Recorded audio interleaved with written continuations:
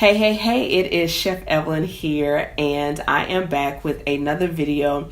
And in this video, I want to talk to you about the number one mistake I see chefs and aspiring chefs make when they are in business. And listen, this is not a video that's about judgment. This is not a video that's about shaming. This is something that I have done in the past. And so I want to do this video because I've talked to a couple of you guys and been on strategy calls with a couple of you, and I'm seeing a common theme. And so I said, you know what? I think this is the time to do a really good video. So if you are new to me, my name is Evelyn, also known as Chef Evelyn on these internet streets. Welcome to my video.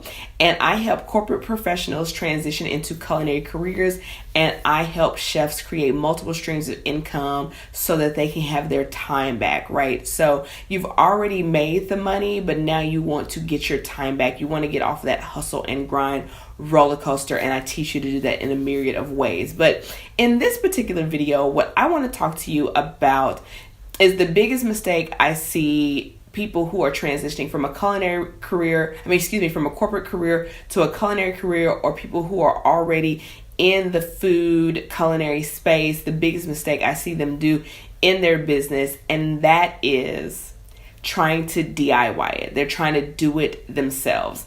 And what do you mean by that, Evelyn? I'll tell you exactly what I mean. So I'm so glad that you asked me. So let me give you an example.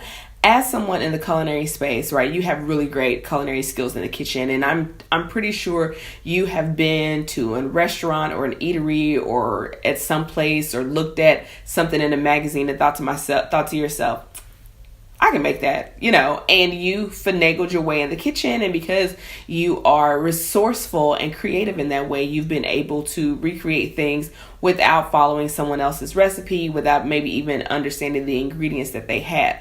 And I think that's great. I think it's a great skill to have as a culinary professional. However, when it comes to business, when it comes to entrepreneurship, what I have seen with chefs is that, or aspiring chefs, people who want to change careers and become a chef, is that they think that just because they know how to cook and that people are going to want to buy their food or would be interested in the product or service, that they don't need any help or guidance or need to know the rules of entrepreneurship. See, the reason that you can recreate that recipe is because you understand how food works. You understand how flavorings works. You understand how heat and acid and sweet and sour and umami and bitter and salty, you understand how all that works. You understand the difference between rendering and frying. And so you know all these different things. And so you know these different techniques that you can apply that could possibly get you to that end result. And it's not always exactly the same, but it's usually close enough. Okay.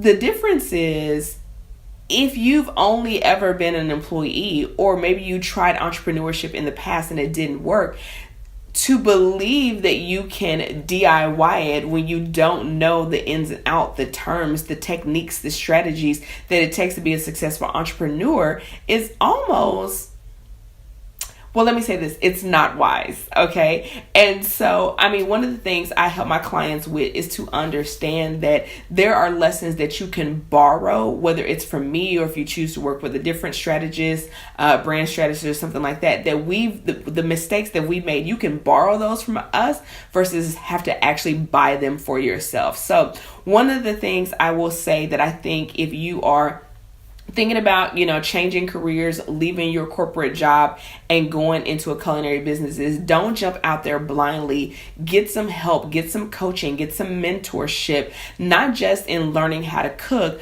but also in the business particularly of being a chef. I think one of the things where I made the mistake was I thought that if I went to culinary school, which I did, after being an engineer, I thought if I went to culinary school, then I was going to learn everything that I needed to know about being a chef.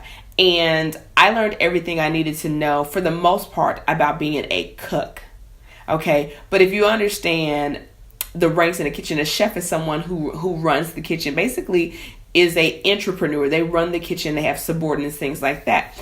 And you learn some of that. And then I will say this, even some culinary programs offer entrepreneurial courses, mainly though about restaurant and hotel management, maybe a little bit about catering, but anything outside of that, personal chefing, private chefing, anything that's on the internet or has to do with new media, there's really no place for that. So one of the things I like to do with people is I like to tell them how I created a high-end culinary brand. I was talking to a potential client just the other day, and one of the things he said to me was, I want high-end clients, and you seem to present yourself in a high-end way. Well, that was a conscious choice. I knew what kind of clientele I wanted to work with. I knew what kind of clientele I did not want to work with. Not that one is better than the other. It's just that I know how to connect with one client base better than another, just because of who I am.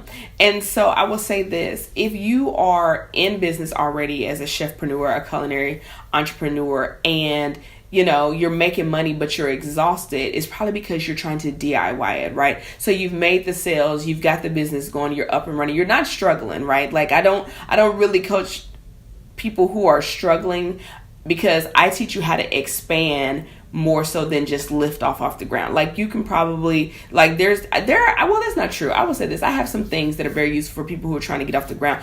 But like if you're trying to change careers, if you're trying to go from a doctor, a lawyer, an engineer, someone with a master's degree, a JD, a PhD, all that kind of stuff, and you're like, what, I've been successful in the life, I want to change careers, and I don't want to drop in my quality of life, my level of lifestyle, then you need to create a high-end culinary brand. But you're not going to be able to do DIY it, because the skills that you had to learn to be successful in that are not necessarily the skills that it will take to be successful in culinary entrepreneurship. Just like you had to go to college and you had to learn about your profession. Sometimes you went to college more than once, right, to learn about your profession. You got your bachelor's, you got your master's, you got your PhD, maybe you got 2 masters. Listen, we've all done the things.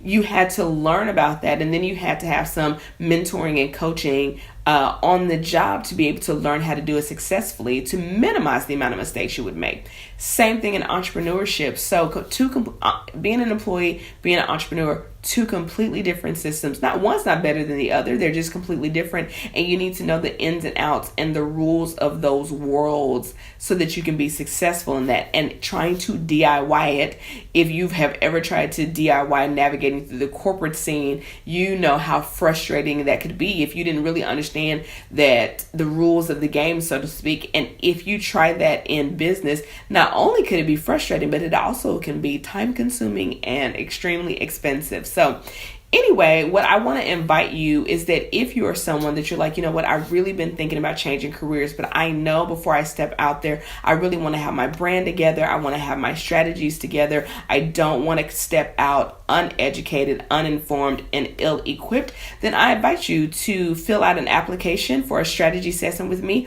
These are not free coaching sessions. They are a chance for you to get to know me a little bit better, for me to find out a little bit more about what your aspirations are about your culinary brand, and to see if we would be a good fit in working together. And if we're a good fit in working together, I will make some recommendations to you on ways that we could work together to see how we could get you to your desired goals. So I hope this video was helpful. DIYing is the biggest mistake you can make. I've done it. I see a lot of chefs doing it. It is expensive.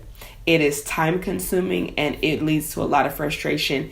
Get the help you need, get a guide, get a mentor, get a coach, get a strategist. And yeah, you guys, I will see you in my next video. Peace.